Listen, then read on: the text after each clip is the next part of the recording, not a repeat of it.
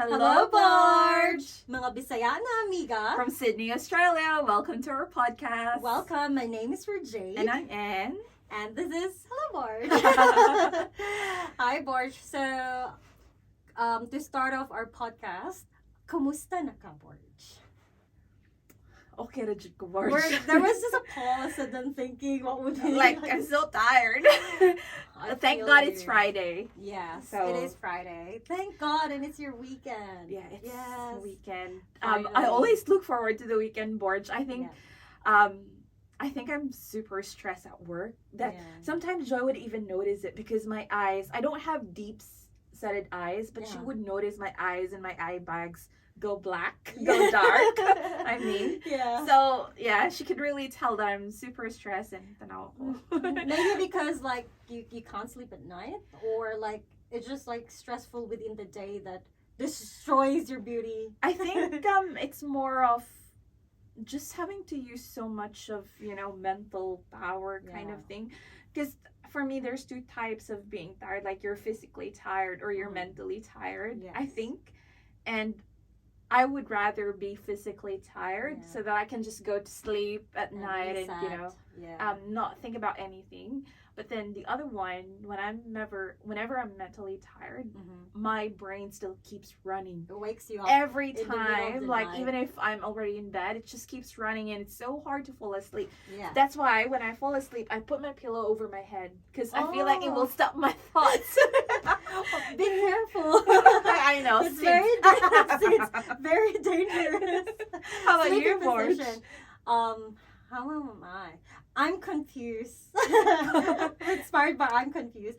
Actually, I'm confused, Borj, because I'm happy because like how many episodes we already have done. I'm so proud of ourselves. This is really commitment. On the other hand, I'm also a little bit embarrassed of myself listening. It's just really cringe sometimes when you listen your own podcast, and then but then I realized like, well, that's really who I am. Like, if I wouldn't say that way or I wouldn't talk this way, then it wouldn't be Jade. Yeah. You know? So that's just I think just to Sometimes it's steer you back to our main point of getting this podcast started, first of all, we talk about it being as a hobby, right? Yep. And it's not going in for the intention of, trying to get all those noise around us about our podcast and what people say about this I agree. bother us, because this is just for fun. That's right. Yeah, And this this is is a hobby. basically for us. Yeah, exactly. And then you know what? Why also I was thinking that if I wouldn't speak that way or not how I express myself, it wouldn't be Jade. And you know what reminded me? Your story in the airport. You're When I fell asleep. While we were doing the briefing about before this podcasting and then about this podcast, and then you were telling where you were like expressing yourself, I remember suddenly like the story that you shared about the airport. Yes. Would you mind sharing them? Yeah. What happened in the airport? Sorry, gonna just connect this to Yes, I will connect it after when you tell them what happened to the airport. Yeah, so it was my very first international flight. Alone? No, actually, it wasn't my first international flight. So, a year after I came here to Australia, I actually went back home just to visit my family and all of that. And then on my way home from Cebu to Sydney, I had a ticket with Cebu Pacific because they're a lot cheaper, right? Yeah. That's what I could afford. And their flights are usually during Delayed. midnight. They're not delayed. Okay. Like that time they were not delayed, but it actually flies out from Philippines to Sydney in like around midnight. Yes. So whenever I go home and go back to Sydney, I have to take two flights there. So the first flight would be from Cebu to Manila, which is the capital of Philippines, and that's mostly where international flights would fly off. So I flew from Cebu to Manila, and then Manila then to Sydney. So that time, I think yeah, because I know that the flight was going to be at night. I wanted to just fall asleep on the plane, right? So I exhausted myself the whole day. So the whole day, the whole morning, I didn't sleep. I slept late the night before. So when I got to Manila, I was already very tired, right? But then I was there early.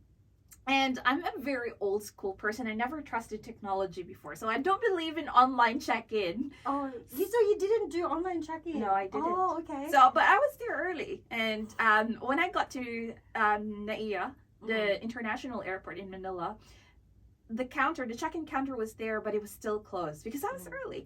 So I said, oh, it's fine. I'll just wait here and I'll probably just, have a quick nap.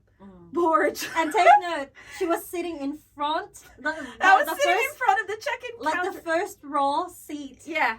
No, was it not? It was like if the check-in counter was here, it was actually sitting just adjacent to it. Yeah. So very close to the check-in counter. And I was telling myself, I'll just have some nap. And Borj, when I woke up, it was already 12 midnight. And then the check-in counter was open and I was very happy about it. Yeah. Oh my god, it's open. I thought I was the perfect timing, right? So when I asked the lady, I'm checking in for Sydney, and she said, oh ma'am, the plane had already departed about 5 minutes ago. Oh my god. I don't know what to do. I was very frantic because I had to be in Sydney on the 3rd of June or something. Like there was a specific date that I had to be back, right? Because I had commitments at work. I didn't know what to do. There was no more flight for Cebu Pacific because they only fly once a day to Sydney. So I ended up not sleeping the whole evening. And just waiting for the next flight. Yeah, I couldn't even get a refund from it because I wasn't able to check in. Had it been I did some online check-in, what they were telling me is that if I had done my online check-in, they could have paged me. Yeah. Or they could have refunded a portion maybe of my plane ticket. So I did not sleep for the entire night. I was checking with other airlines as to what could get me as soon as possible. Like what, charter plane? Or a private one. Yeah. Something that could get me back to Sydney as soon as possible. So there were no flights, and Cebu Pacific was too late because it's still going to be the next midnight, right? And I can't spend more than 12 more hours or 24 hours more in Manila. So I ended up finding a seat in Philippine Airlines. Okay. And yeah, I didn't sleep until I woke up for 12 midnight until we flew to Sydney the following day around 12 noon. Oh my god. So, and that's the time I found out that airports actually close. Yeah. Around midnight or around, between 1 to 3 in the morning. So in relation to that, Borj, that's why I said, I always remember that story of you because every time I remember that, it always reminded myself that people sometimes when you share this story has a different reaction. Maybe some will get annoyed, like, really? Like, she didn't notice? How, like, why? Or some people will laugh. But then, the main of that story is that it wouldn't be Anne if that wouldn't happen. You know what I mean? Like, it wouldn't be like this to me. Because listening myself, if it's not me, right? Exactly. I think that's one thing about me. Yeah. Actually, to add the passport. When you forgot I have the passport. So many. See? I think that's why that's what's unique about me. I always have travel mishaps. So I lost my passport at the airport. And luckily someone picked it up. And I was actually lining up to the immigration thing. Without the passport. I thought I had it with me the whole time. I know. Actually, on that, when I was left behind for when I missed my flight. I think my family was texting. I'm gonna share this here because I know I know my mom won't listen. So I think they were texting me the following day. Oh, are you in Sydney now? And did you just lie? Yes, I just lied. Yeah, I'm Sydney. I was still in Manila at that time. Yeah, 'cause every time when Anne goes like to travel the night before your flight there, you always say like, Borj, could you please pray for me, or like I wouldn't miss anything. I'm so stressed. I'm so I always anxious about get it. stressed. Yeah. So well, all these things like you can't control because that's composes for who you are, as well as that's really me. That's me. That's for Jade. That's forever be me. So yeah. So that's why I'm confused. I'm confused. You're confused. Yes. Actually, we were talking about this. There's this lady who's very popular in TikTok. Yeah, she's a Filipino. She's a Filipina based in Australia, and her name is Rovi. I think her name is Rovi. I guess, but she goes by the name in TikTok as I'm confused. I am like confused. with a K. Yeah. And we really like that, and we got inspired about that. Yeah. So I think today's segment will be about the things that confuse us, that confuse us. Yes. Here in coming into Sydney. Do you want to share first yours? What you're confused here? Yeah, actually, I have my this lady in TikTok. I'm confused. Mommy Rose shared about that bring a plate. So I didn't know what it meant. So there was this event in school. I think that was just some social gathering, and everyone was asked to bring a plate.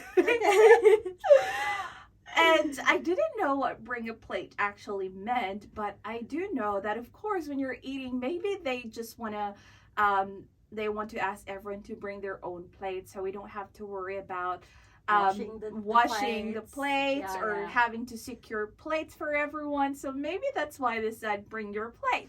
So what it actually meant, or what it means in Australia, when someone tells you bring a plate, you should bring some food, like a potluck sa ato ba? Like bring your own food. Yeah. So, and everyone was like going into the kitchen, and they were bringing food. They were bringing all sorts of food. And I was here bringing a plate that I actually brought a few pieces as well, because I was thinking, like you mean a disposable plate. Disposable plate. Oh my god. Like literal. And I even had extra plates, because I was thinking, oh, maybe this other classmate won't have a plate, so I'll bring extra for them. You're very thoughtful. See? That is very thoughtful. Oh my goodness. How about you? What confused you? Oh, in relation to that, because it's in the school. So in the Philippines, we usually say ref as to call the refrigerator. You know the fridge here in Australia, so it's ref as a shortcut. So we were doing return demonstration, and then I keep on saying to my tutor, I say, it's above the ref, it's in the ref, it's in the ref. And then the tutor was saying, what is a ref? Are you referring to a referee or like a ref? Oh no, it's a fridge. Because in Australia they call the refrigerator fridge. And in the Philippines we call it ref. Because it's refrigerator. So the first three letters of the word is we use it, which compared here in Australia they use it as fridge. Yeah. So that's why like, oh my god, I'm very confused. confusing. So yeah. Another one that I just thought of now was when I was having my return demonstration. Our clinical instructor keeps saying, "Oh, you put it here, love." He was their instructor was male. And he kept saying, "Oh, don't do that, love. Put it here, love." And I got very uncomfortable about it, because why is he calling me love? I was thinking, so naiibog niya siya. That's a support. But then he was kind of gay as well, so like it really confused me. And that's when I realized people here actually call each other like random people like, love. Like that's what they call other people. Yeah, so that's right. Yeah. In relation, I have also a funny story with that. So I came here in Australia July 2017, and then I met my husband, which is Michael, on August 2017. So when we were dating, and then so we're texting each other, right? And then I used to work in Flemington before when we start dating, and then I have this co-Filipino mates there, and then Michael was keep on telling me, "Hi babe, how are you babe? Have you eaten babe?" And I said, "Oh my god, why is he calling me babe? Are we like, is he my boyfriend now?" And then my Filipino workmates was asking, "Is he your boyfriend now?" And I say, "I think so, because he called me babe." Because in Philippines, if you're just courting, you're just dating, you can't have an endearment, right? Yeah, you call each other by your names. And then if you have an endearment, it means that you are together. So I felt like, I think we're boyfriends now. And then so that workmate was just saying, no, babe. People just call you sometimes babe. You know, oh, like, or they call you doll, yeah, darling. Like, oh my god, that's one thing too. And another family related. So I have an auntie here and I have a cousins. And when my mom come over here in Australia to visit me, we always like make sure to meet up with my auntie, to meet up with my cousins. So my cousin brought her boyfriend. And then, so my cousin used to call my mom auntie, like auntie, hi auntie. And so when we were having a dinner, and then this boyfriend, my cousin was telling, oh, can you please give auntie rice? And then the boyfriend was saying, auntie, do you want some rice? And then my mom, yeah. She was so proud because, you know, a stranger, a boyfriend that she didn't even know, respected her the way that she wanted, calling auntie. But on the other hand, she was also shocked when this boyfriend called my auntie, which is my cousin's mom, saying, Teresita, do you want some rice? Because Teresita is my auntie. Hi, auntie and my cousins. So my mom was saying, oh my god, it's so weird that the boyfriend called me auntie with respect, but to the future mother-in-law, because that's my cousin's mom, they were just first day basis. Yeah. But, you know, that's also... one thing I appreciate in Australia, Borj, because in Australia, we really find everyone equal. So in the Philippines, you call sir, mom, as like they're like authority. But here in Australia, no authority. Everybody's equal. We call you by the name you prefer to be called. So that is really great, you know. Was it easy for you to adapt to that first name basis? Yes, it is, especially when we came here as a student and we have teachers, tutors. And we used to say like Mrs. Rodriguez. Yes, like, yeah, Mrs. Swico. That here you just do like hi Anne, hi Rajay, like, oh, are we friends now? Or she was my teacher? Or like, why was just like we're just friends? Like I'm calling you by your name. Like it took me a while actually because it was very awkward for me to call people like that I don't know or that I mean I know them but we're not that close. Or it's just that in Philippines we do have this levels of respect. I think that's what we call everyone, mom, sir, all that sort. Yeah, like even if you don't know this person, you can't just address by calling their first name basis. You have to say hi sir or like hi kuya, like older brother, hi ate or hi tita. So you can't just say like hi Anne or like hi Jade. So that's one thing, right? Yeah, and they do that, kids here do that to their own parents, although sometimes maybe as they get older, so maybe when they're younger they would have mom, dad, but then I do notice as well some people here, some let's say teenagers or people in their 20s would call their parents with their first name. Yeah. But you know that is their culture and then that's how that's their culture. Yeah, so that's just how it is. So yeah, there were like a little adjustment with that, right? What else you can think about? I think I can think of the time when I initially started working in the nursing home. Yeah. So I didn't know about this, Borj. Yeah. So I didn't know that people here would only wash their hair a couple of times in a week. Like maybe twice or thrice a week. Back then, back home, I would always wash my hair every day. And even coming here in Australia, I would wash my hair every day, whether it's winter or not. Right. And so there was this resident. She had her hair done the day before. So she had it curled. She had it permed, right? Because the hairdresser comes once in a week. And all these residents who wanted to get their hair done would queue up and get their hair done by that person. And I didn't know that you don't wash your hair here every day. And what happened was I was asked to shower that resident and I showered her from head to toe. Oh, so you wash the hair too? Yeah. Oh my god. Which is like firmly done by the hairdresser That was the day before. Yeah. Oh that my was a big mistake. So and what happened? Did she get angry with you or like the upset? resident was upset, of course, and But didn't she react it when you like about to put the water? I can't on the head? remember Oh my- either. Oh my god. Because like the residents that we have in Yeah. that nursing home, we're not. Some of them don't really speak English well as well, like we do. So you're like So maybe I can't even remember if she tried to stop me or if she said no hair wash or something. or maybe she was saying, "Oh my god, this is too late." Yeah, because that would be the first thing you'd wet, right? Yes. So, and then, you Yeah. know, as I was drying her hair, I was doing like that with a towel. And when she went out, the supervisor was saying, "Oh, what happened to her hair?" I said, "Oh, I washed it." With confidence. And, yeah, she was late for breakfast that day Oh. because they had to dry her hair and fix it. Oh. That was... Well, I have a story as well, same as you do. So, in the Philippines, as you said, we always wash. If we say we're gonna go for a shower, we always really wash our hair down, everything, right? So when we start living with me and Michael start living together, I always tell him that in the morning I always do shower, but at night I'll do half bath.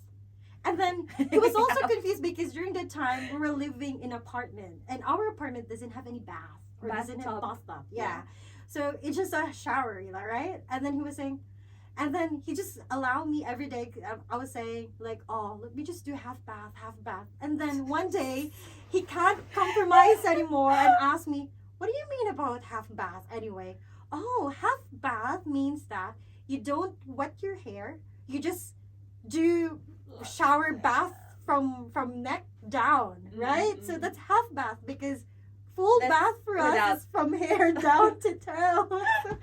Yeah, I didn't even realize like, oh yeah, they didn't have the term or here in Australia using the word half bath. So how should you describe that, or what should So you I use? will have a shower. So Still. shower for them is like wetting hair or not. It's still a shower.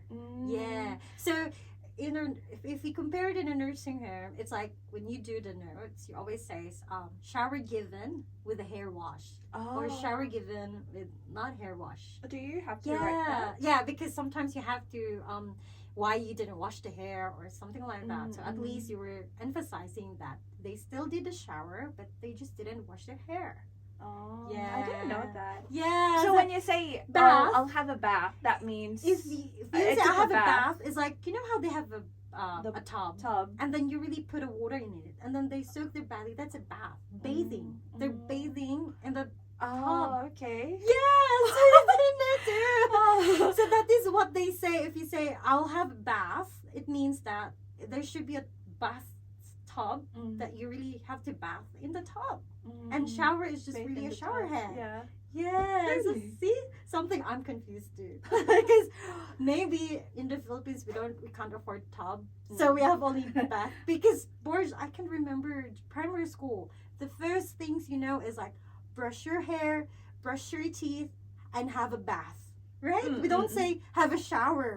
We always wear the word bath. Yeah. Yeah. So. Because we don't have shower in the Philippines Yeah. anyway. So, and one thing, the bidet. Oh, Yeah. Say. So tell me. Yeah. It was something that a big adjustment for me too, because in the Philippines, we don't really normally use Toilet paper. We have this small tub or like a faucet and a pail with the water, and then we wash your down under Your bum. with Yeah. with that one with water, right? Yeah.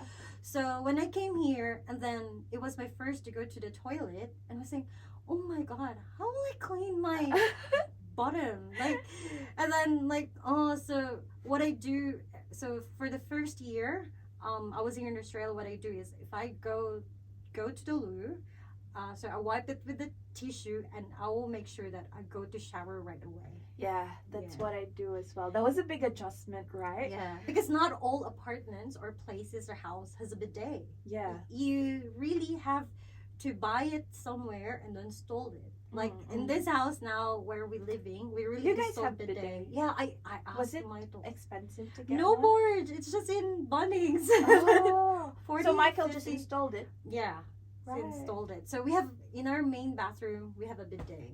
So Yeah, because it's just something weird, right? It took a while for me to adjust that, and during COVID, toilet paper was one of those out of stock. Yeah, it was out of stock, but also early on in the pandemic, it was one of those items that had buying limits to it. So people were hoarding toilet paper. They were going to groceries every day and getting, but it didn't affect us. And I wouldn't fight just for the toilet paper. I'll just use my bidet and water. So do you still use bidet? We don't have bidet at home, so I have to use the toilet paper, but then have to go to shower after, which is a hassle sometimes, right? So what I also do in the public places, because they don't have a bidet, is that I always have a wet wipes, because I felt like it just needs to have refreshing up there, you know. Toilet paper can't just wipe it down there. Should be water to clean properly. Because I heard this joke when I don't know which TikTok I saw it, but I heard this joke that they were saying it's like buying an apple, right? So if you buy an apple and you just wipe it with tissue and then you try to eat it, it's okay, right? But would it be better if you're gonna wash the apple with the running water? Yeah, so it's fresh. So it's like, but come on, that's food. But you never know when we're gonna get in action down there. When someone is eating too and wants to have a bite. So yeah. What else? Confused. This is another nursing home story. So I was also new that time, and I was changing that resident, and I keep saying, "Oh, wear your sandal." Sandal. Yeah, sandal. I don't know that singlet actually is what they call sando here. Yeah. And I'm talking actually, about that. Growing up, we called it spaghetti. For ladies. For ladies, right? But yeah, for women, spaghetti. It's still singlet, right? Oh yeah. So, spaghetti or sleeveless. Yes, that's right. And they call it singlet here. Singlet. I didn't even know that. So the resident was also confused. I'm confused. How about your story about the bus? Yeah, the bus. Yeah. So I was very dependent with public transport before I learned how to drive, right? And the first time that I rode a bus, I didn't know how to actually ask the bus driver to stop the bus, because I need to get off to this point. In the Philippines, we would usually get a coin and knock it on the steel where people would hold on to, or they say para, you stop. In here, you don't do that. So what I did, so I was on that bus, and I was really trying to figure out how do I get off the bus. And I really waited for someone, even if it was past my bus stop point. I had to wait for someone and watch how they actually asked the bus to stop. So turns out there was a button there, a stop button, that would signal the driver to stop at that next point. Yeah. So the ending So you waited until the next stop before you get off from the bus. Exactly. And thankfully it wasn't that far, so I just had to walk my way back. But it was a big learning for me. Well, I'm so glad that you did the trial, and then when I came here, you do the briefing. It was easier for me. It was easier for me. Yeah. Another thing is, in the Philippines, I don't recall being too dependent on mobile data. Oh, yeah. Because we just had, as long as you can text, send messages. Yes. In here, when I arrived in Australia, my phone was globe locked. It is. So I couldn't even use Globe is, na to. Yes. So Globe is a network in the Philippines, yes. like Optus, let's say that. But because in the Philippines, phone is also a luxury. Not everyone can access postpaid. So what they do, this kind of network, is that if you go for a plan with a phone, they have to lock the phone. Yes. No any other SIM card with different network can use that phone. Yeah, we do have that kind of phones here. Have it, yeah, but you can get it from Woolies. They're not you wouldn't expect any iPhone. They're just a simple like mobile one-time phones. use. not really one-time use, but maybe, let's say talk about Oppo or your Nokia. It's not like your Samsung or your iPhone screens. Right. And they would be locked to a certain network. So the phone that I had with me coming to Australia was actually locked to Globe, which is that network in Philippines. So, which meant that I wouldn't be able to use any other mobile or SIM card, mobile network or SIM card, and I wouldn't be able to have any mobile data. So what I did, because before I would leave home, I would screenshot Google Maps and go through all the stops. And every time, so if I would be in the train or I would be in the bus, I wouldn't be sleeping. I would be looking at every street and every bus stop that it passes by, because that's how I know, this is the next one that I'll have to get. You just have to count. Yes. Sometimes it also makes me confused, Borj, which for example, you're about to go home, and then is it this bus stop or across the bus stop? Because sometimes I get confused. Oh my god, that is my bus. I'm like, across, that was my bus. Then I have to go back to that other side of the road. Yeah, that confuses me too sometimes. How about the rice? Was it able? Well, you had your auntie, and they never cook rice. They never eat rice most of the time. No, most of the time. So how did you adapt to that? I was so confused. How did I get up for that? But maybe because if I went to school and when you hang out with your classmates, that's the time only when I eat rice. Yeah, and then the rest of the day of the week is like, that's okay. So for me, I was able to adjust to it. It's actually the time I lost weight as well. Oh, nice. I was quite so you survived. I can't, never ever in my life. I tried one day, but then without rice. That's just so different. That's one thing I survived without having rice every day. Yeah, wow. You actually get used to it. But then once you go back to having rice, it's hard to stop again. It's like drugs. You can never be I would never try drugs, but I feel like that's how it is. Yeah, I'm so proud of you, Borj. You survived. But then I can't go back to not having that rice. Yeah. For me, at least once in a day, if I have lunch rice, then I'm good with it. Or I have dinner, then rice, then I'm happy. But if the whole day I don't have any rice, then the more I crave for something, I feel like I'm not satisfied. I'm not full enough without the rice. Rice is life. Yeah, rice is life for us. Yeah. What about the small talks you said about here in Australia, being used to small talks? So first in Australia, I don't know, maybe it's just a Filipino thing that if you ask question to someone have you been in this place? And then you just answered, yeah, I've been. And then that's it. End of convo. Yeah. But here, you always say, yeah, I've been. Actually, I bought something, blah, blah, blah. You have to have a small talk. And then, because it's a little bit awkward when you just answer yes or no. And then end of discussion. And then it's so awkward. What's next? So you have to put in a little bit information about what it is, or to say something out of it. So how do you get out of that conversation if you don't want to engage any further? How? I'll just pretend that I have to do something. That's it. Oh, no. But one thing, maybe I can say an example is that I used to be a support worker, when you go to a house to support these people. So what I do is every time Michael used to tell me facts or what was happening in the world, or what is recently current events. So I ignored him, but unconsciously I was listening.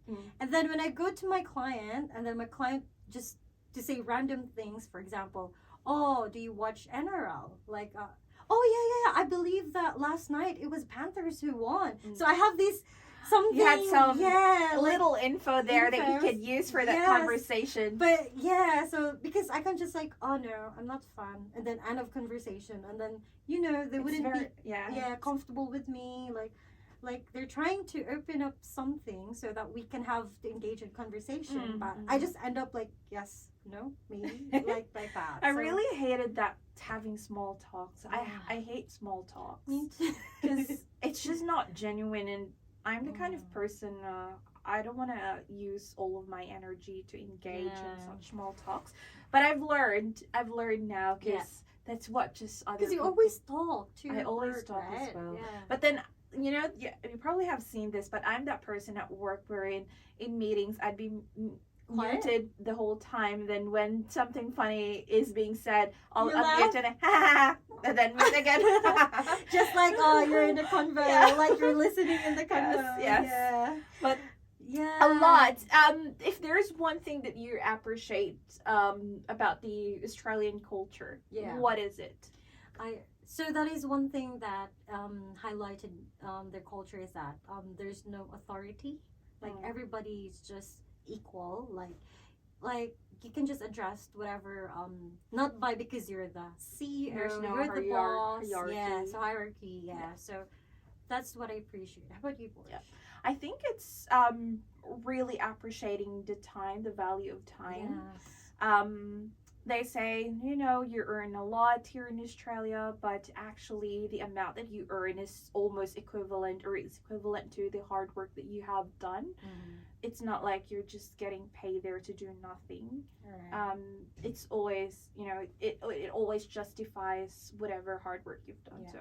So when everybody was gonna wondering like, oh, why are you able to afford to have a car, to have a nice latest phone, or like to buy some things for yourself, because if you're just gonna work hard, this is overtime work. Like I have to do double shift, and then you will get something out of it. Not in the Philippines, that even how you work hard, you'll just have enough. Even if you do overtime, like just enough.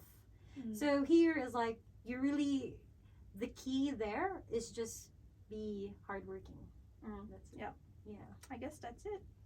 Yeah. So that takes us to the end of our podcast. So I hope no one gets confused. Yeah. So yeah, thank you for listening. Sige. I'm Borj.